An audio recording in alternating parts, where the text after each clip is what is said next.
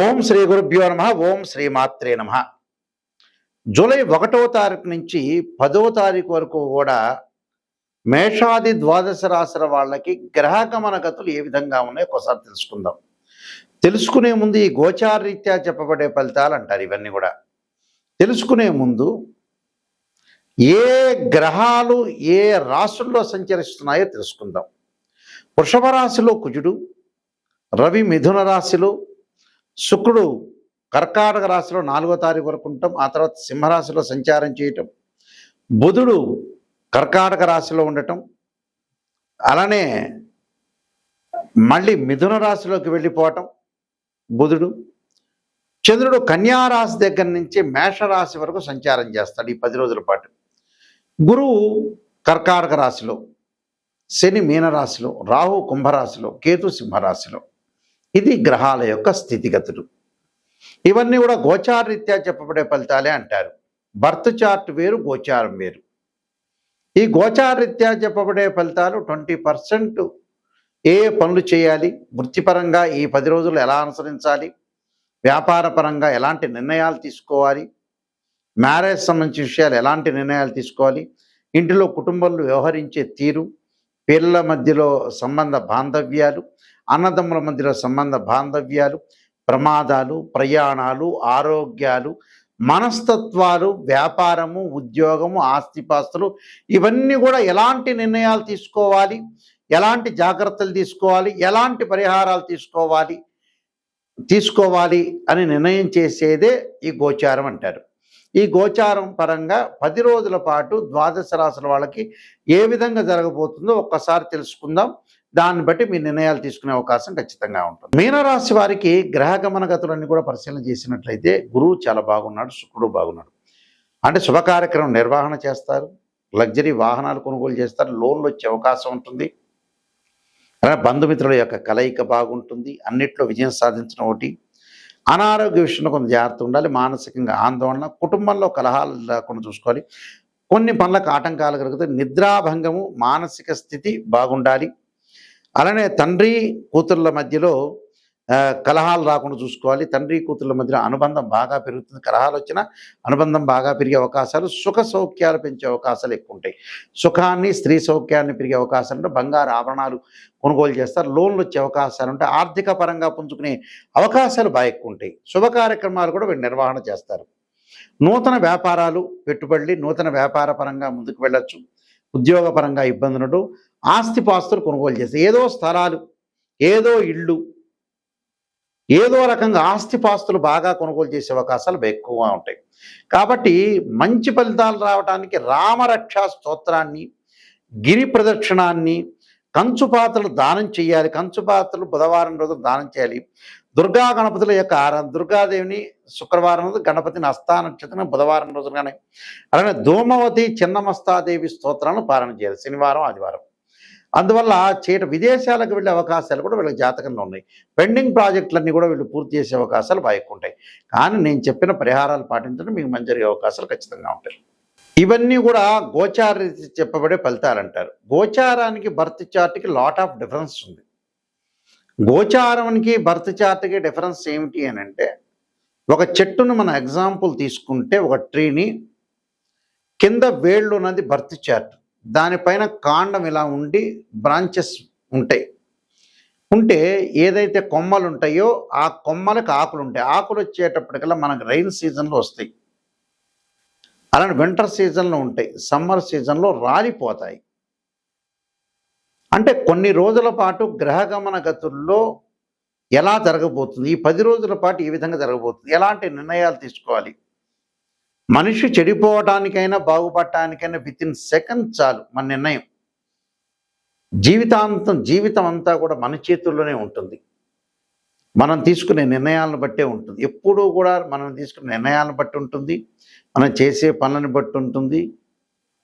ఆ నిర్ణయాలు, ఎలాంటి నిర్ణయాలు తీసుకుంటాం, ఎలాంటి లోపాలు ఉన్నాయి మన జీవితంలో, ఆ లోపాలను సవరణ చేసుకుని ముందుకు వెళ్ళాలి.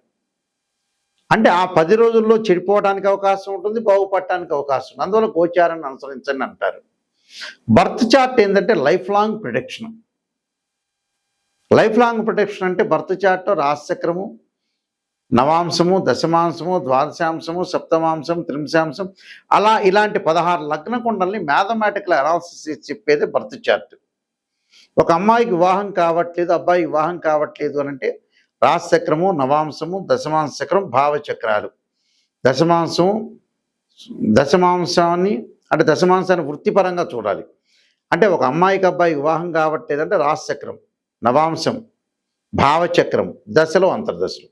వృత్తిపరంగా అనుకూలంగా లేదా ఎలా ఉండబోతుందంటే రాశి చక్రము, దశమాంశము, భావచక్రం, దశలో అంతర్దశలు. వివాహంగా సంతానం కలగట్లేదా అంటే రాశి చక్రము, సప్తమాంశ చక్రము, భావచక్రము, దశలో అంతర్దశలు. ఇలాంటివన్నీ అనాలిసిస్ చెయ్యాలి. ద్వాదశ భావాధిపతులు వేరు, రాశ్యాధిపతులు వేరు, ఆ గ్రహంలో ఆ గడిలో ఉండే గ్రహము వేరు, ఆ రాశిలో ఉన్న గ్రహం. ద్వాదశ భావాధిపతులు అంటే ఎప్పుడైనా సరే ఇంటి ఓనర్ అని అర్థం. రాశ్యాధిపతి బిల్డర్, ఆ ఇల్లు కట్టించినవాడు. అక్కడ ఆ గడిలో ఉన్న గ్రహం ఏంటంటే టెనెంట్, రెంట్కుంటున్నారు అని అర్థం, టెనెంటు అని అర్థం. అంటే ఈ మూడింటిని కూడా అనాలిసిస్ చేయాలి. తనుభావానికి రవిధిపతి, ద్వితీయ భావానికి గురువు అధిపతి, తృతీయ భావానికి కుజుడు, చతుర్థ భావానికి చంద్రుడు బుధుడు, పంచమ భావానికి గురువు, షష్టమ భావానికి కుజుడు, సప్తమ భావానికి శుక్రుడు. అంటే ఇలాంటి భావాలన్నీ కూడా మనం అనుసరించి ముందుకు వెళ్ళాలి. భావాధిపతులు, మళ్ళీ రాస్యాధిపతులు, టెనెంట్, ఈ మూడింటిని అనాలిసిస్ చేయాలి. ఉచ్చలు, నీచలు, దృష్టి, జాతకంలో సర్పదోషాలు, కాలసర్ప దోషాలు, పునర్భవ దోషాలు, అలానే కుజదోషాలు, శుక్రదోషాలు, మాంగళిక దోషాలు, ఎలాంటి దోషాలు ఉన్నాయి వృత్తిపరంగా, ఉద్యోగపరంగా, అలానే వ్యాపారపరంగా, సంతానపరంగా, అలానే వివాహము, ఇలాంటివన్నీ ఆస్తిపాస్తులు ఎలా ఉండబోతున్నాయి, అన్నదమ్ముల మధ్యలో సఖ్యత, బంధుమిత్రులతో కలహాలు, బంధుమిత్రుల సఖ్యత, ఇలాంటివన్నీ కూడా ఇవన్నీ కూడా ఎలా తెలుసుకుంటారంటే డివిజనబుల్ చార్ట్స్ 16 ఉంటాయి. ఆ 16ని మ్యాథమెటికల్ అనాలిసిస్ చేసి మాత్రమే చెప్పగలుగుతాం. దాని దశలో అంతర్దశ, సూక్ష్మ దశలు, ప్రాణదశలు కేవలం నాస్తిచక్రం ద్వారా చెప్పలేవు. గోచారం అని 20% సపోర్ట్ చేస్తుంది. అంటే ఈ నెలలో, ఈ వారంలో చేసే ఫలితాన్ని మాత్రం చెప్తుంది. అదే దాని యొక్క డిఫరెన్స్. ఏదో జాతకం చెప్పామని ఈ ప్రజలు కూడా ఎలా ఉన్నారంటే, చాలామంది క్లయింట్స్ కూడా ఎలా ఉన్నారంటే, గురువు గారండి మమ్మల్ని పొగడండి, ఉత్సాహంగా పొగడండి, నిరుత్సాహం ఏమైపోయినా పర్వాలా, అంటే నువ్వు ముఖ్యమంత్రి, ఈ ముఖ్యమంత్రి తర్వాత ఇంకో ముఖ్యమంత్రి నువ్వే అవుతావంటే ఆడు హ్యాపీగా ఫీల్ అయ్యి వెళ్ళిపోతున్నారు. అలా కాదు. ఎక్కడైనా సరే గురువుల దగ్గరికి వచ్చేటప్పుడు నిజాన్ని తెలుసుకోండి. శ్రీయ లోపం పెరుగుట పెద్ద విద్య, లోపం ఎరిగిన వాడే పూర్ణుడవుతాట. ఎవరైనా సరే ప్రేక్షకులందరూ కూడా గమనించాల్సిన విషయం ఏంటంటే, సత్య దూరము. సత్యాన్ని తెలుసుకుంటేనే మనిషి బాగుపడతాడు. అసత్యంలో ఉంటే 80% మనిషి బాగుపడ్డు. సత్యాన్ని తెలుసుకున్నాం అనుకో, సవరణ చేసుకోవచ్చు. ఓ డాక్టర్ని మనం కన్సల్ట్ అవుతాం, షుగర్ ఉందని చెప్తాడు.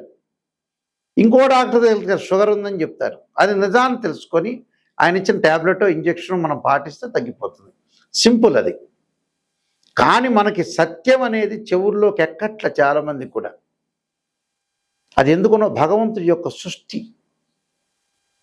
బాగా రీసెర్చ్ చేస్తే ఏంటంటే, ఎందుకని అంతమంది జనాలందరూ బాగుపడట్లేదని అనాలిసిస్ చేస్తే మాకు తెలిసింది ఏంటంటే, భగవంతుడు ఆ జ్ఞానాన్ని అందించట్ల.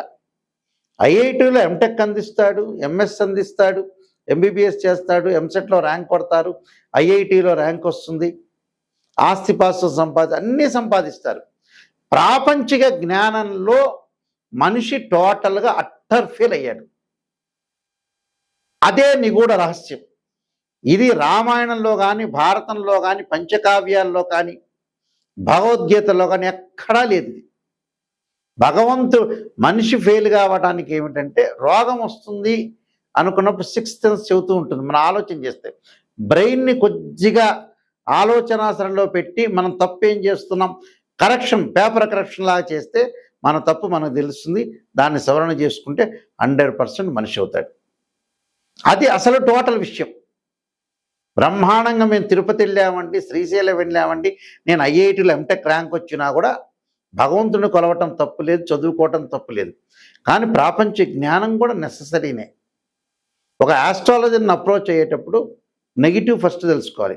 నేను ఈ వృత్తి చేయొచ్చా, ఈ వ్యాపారం చేయొచ్చా, ఎక్కడ నేను మిస్టేక్ చేస్తున్నా, ఎక్కడ పొరపాటు చేస్తున్నా చూడమని చాలామందికి కూడా అందరికీ చాలామంది కూడా సహాయం చేస్తే ఆ సహాయం వల్ల ఏమవుతారంటే వాళ్ళు ఇతర వాళ్ళకి ఎప్పుడైతే సహాయం పొందినవాడు ఉంటాడో వాడు కొన్ని రోజుల తర్వాత వీటితో మాట్లాడు తీసుకోవటం వరకే, తర్వాత ఇంకేమీ లేదు. అంటే ప్రజల్ని జనాలు ఎలా ఉన్నారంటే ఒకళ్ళు నమ్మే స్థితిలో లేరు. ఎవరు వాళ్ళు మోసం చేసుకుంటారు. నిజమే, మనం బతికేది లేదు, కొన్నాళ్లే మనం బతుకుతాము, ఇది మిథ్య, మనం జాగ్రత్తగా ఉండాలి, అందరికీ సహాయం చేయాలి, మంచిగా ఉండాలనే ప్రవర్తన అనేది ప్రవర్తనలో ఫెయిల్ అయిపోయారు. క్యారెక్టర్లో ఎప్పుడు ఫెయిల్ కాకూడదు మనిషి. జీవితంలో చాలా జాగ్రత్తగా అనుసరించి ముందుకెళ్తే మనం ముందుకు వెళ్ళే అవకాశం ఖచ్చితంగా ఉంటుంది. అయితే జాతకం ద్వారా క్లారిటీ తెలుసుకోండి.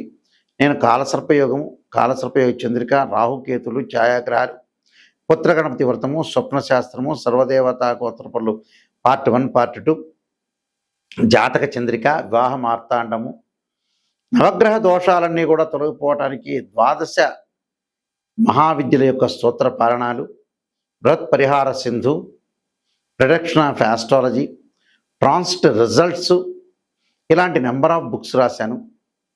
ఈ పుస్తకాలన్నీ కూడా రాజమండ్రి మోహన్ పబ్లికేషన్ వారి దగ్గర, కోటకుమ్మం వారి దగ్గర దొరుకుతాయి. మా దగ్గర కూడా ఈ పుస్తకాలన్నీ లభిస్తాయి. నిజాన్ని తెలుసుకోండి. నిజాన్ని తెలుసుకుంటే ఖచ్చితంగా మీరు బాగుపడినట్టే. మా వెబ్సైట్ చూడండి, www.nayakanti.com.in అనే వెబ్సైట్ చూడండి. స్క్రీన్ మీద స్క్రోలింగ్ అవుతున్న నెంబర్ ఉంటుంది, ఆ నెంబర్కి నాకు ఫోన్ చేయండి. ఫోన్ చేసి మీరు ఏదైతే ఉంటాయో మీరు తెలుసుకోవాలనుకుంటున్నారో జాతకాన్ని నాకు ఫోన్ చేయండి. పర్సనల్గా నా దగ్గరికే వస్తుంది ఆ నెంబర్ అనేది. నిజాన్ని తెలుసుకొని మీరు ముందుకు వెళితే మంచి జరిగే అవకాశాలు ఖచ్చితంగా ఉంటాయి. నిజం అనేది చాలా ఇంపార్టెంట్. ఇందులో భగవంతుడి కంటే ఇంపార్టెంట్ ఏంటంటే నిజం, సత్యం తెలుసుకున్నవాడు, వాడి యొక్క లోపాలను సవరణ చేసుకునేవాడు 100% అతను బాగుపడినట్టే. అందువల్ల ఇలాంటి విషయాలు గమనించండి. అవన్నీ కూడా జాతకం ద్వారా తెలుస్తాయి. ఎలాంటి విషయాలు ఎలా నిర్ణయం చేయాలి, ఎలాంటి విషయాలు చెప్పాలి, ఎలాంటి విషయాలు చెప్పకూడదనే విషయాలు క్లారిటీగా తెలుస్తుంది. కాబట్టి మీరు జాతకాన్ని తెలుసుకోవడానికి ప్రయత్నం చేయండి. ఇంటి ప్రకారంగా కూడా వాస్తు కూడా ఎలా ఉంది అనే ప్రయత్నం కూడా చేయండి. మీ అందరికీ కూడా శ్రీ పరమేశ్వరి యొక్క కరుణాకటాక్ష లభించాలని ఆశిస్తూ సర్వే జనా సుఖినో భవంతు.